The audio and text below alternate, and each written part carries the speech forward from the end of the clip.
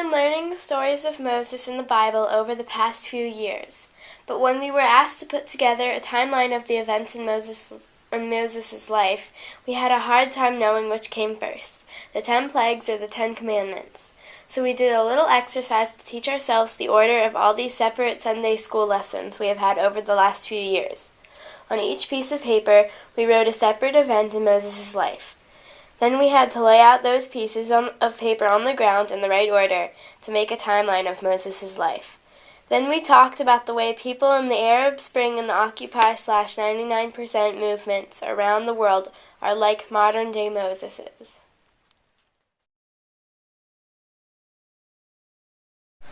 Pharaoh represented the 1% wealthy elite in Egypt. The Hebrews at the bottom of the social pyramid suffered under the economic and political system.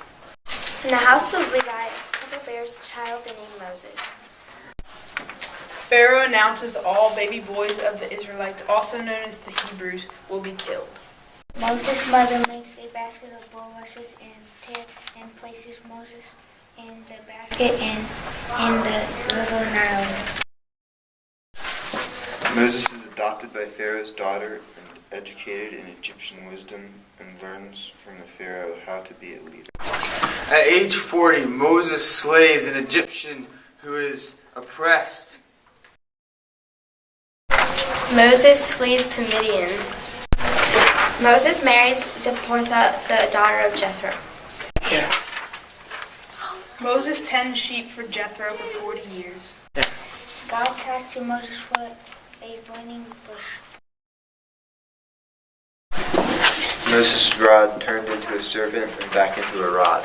Moses is sent to deliver the Israelites from the Egyptians. Let my people go. Moses shows signs from God, 10 plagues, telling Pharaoh, "Let my people go." The 10 plagues come down on Egypt. The waters of the Nile turn to blood and all the fish die.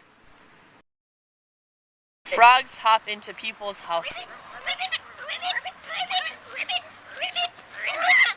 Lice crawl over every man and woman. A cloud of flies attack the people.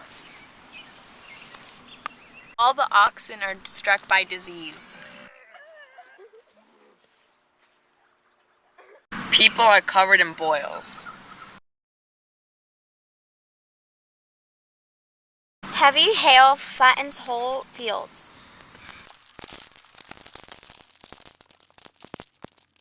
Locusts cover the sky and fields.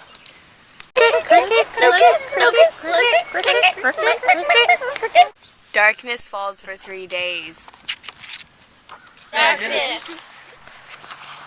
In every Egyptian family, the eldest child draws its last breath and dies. Eventually, Pharaoh agrees to let the Israelites go. Exodus. Pharaoh changes his mind and his army chases the Israelites to the Red Sea. Exodus. The Red Sea parts for the Israelites and closes in on Pharaoh's army. Moses brings them God's law, the 10 Commandments from Mount Sinai. Moses reads the 10 Commandments to the Hebrew people.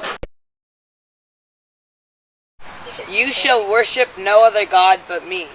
You shall not make any statue or picture to worship. You shall not speak the name of the Lord except with reverence. You shall keep the Sabbath, the 7th day, as a holy day of rest. For it is the 6th day that I make the world, but on the 7th day I rested. You shall show respect for your father and mother. You shall not commit murder. You shall not be unfaithful to your husband or wife. You shall not steal. You shall not speak falsely against others. You shall not envy others' persons' possessions. Okay, that's it. The Israelites wander in the wilderness for 40 years. Manna drops from the sky to feed the Israelites. Moses leads the Israel to the promised land of Canaan, also known as the land of milk and honey. Moses gives them a final address and blessing before he dies. Moses freed the Hebrew people from an oppressive economic and political system that oppressed them. In January 2011, the people living in Egypt again called for a change in the economic and political system affecting their lives. An Egyptian woman made a video of herself asking the people of her country to meet her in Tahrir Square in downtown Cairo to call for change. She was like a modern-day Moses. Her name was Asma Mahfouz.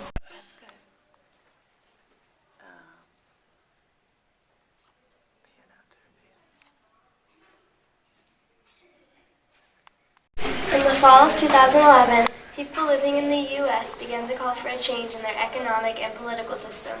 They held a sit-in to Occupy Wall Street.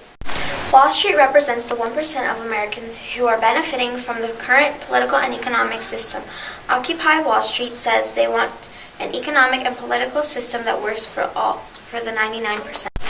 Today there are people all over the world calling for change, just like Moses. Let